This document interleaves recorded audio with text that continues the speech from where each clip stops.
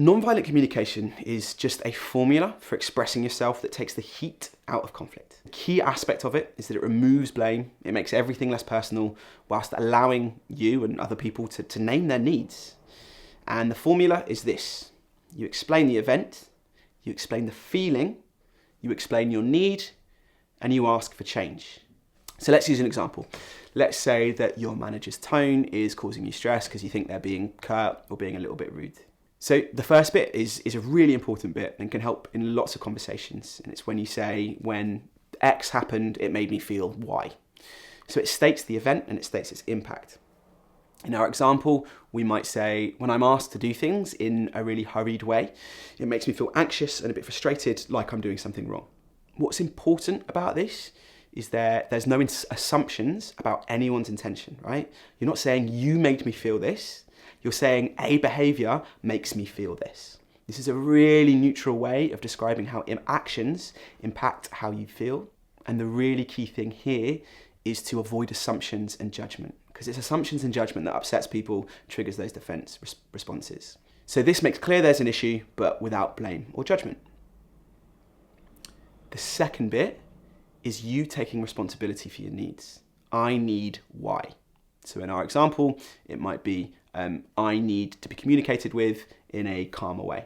Now, I need can feel quite strong to a lot of people. I actually tend to soften it a little bit. So what I might say is, I work better when X, or I prefer it when X. So in our case, I'd probably say, I work better with more positive communication. Again, there's no blame in this, and it's about you. It's about who you are. And that, again, that's the power of this model, is that you're trying to make it as much about you as possible because it avoids them getting upset about it. So thirdly is the suggestion for change. How do you feel about doing this next time? So this is very similar to that inviting people into your thinking process. So in our example, it might be, how do you feel about trying just a different kind of communication in those kinds of situations, right? Really open, inviting into dialogue, not an instruction. It can feel a little bit clumsy at first because you've got this formula that you have to work with, and it's not how we're used to communicating, but that is in fact its power. It takes us out of our usual kind of reactive responses and our very easy inclination to blame. But it isn't a magic bullet, right? So you can communicate like this and some people will still react badly, especially people who are already a little bit annoyed. But it will lessen the possibility of those defensive responses because you're having those productive conversations without blame.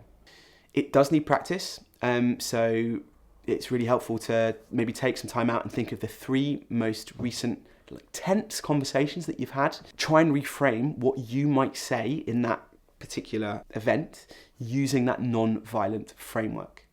And once you get the practice in, see if you can start using it in real life and see if you get any benefits of it.